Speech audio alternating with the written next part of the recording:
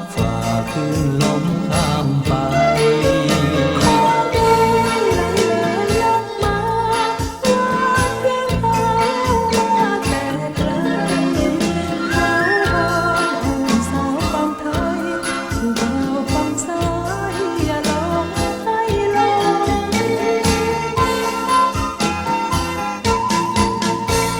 อยู่คนละภาคฟังกัน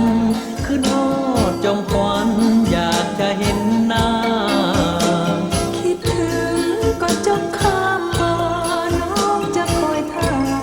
อยู่ริมฝั่งโน้นหอมเอ่ยไหลเลยยามแลงตะเว้นแดงแดงทอแสงอ่อนลงสองเราผูกพันมั่นคง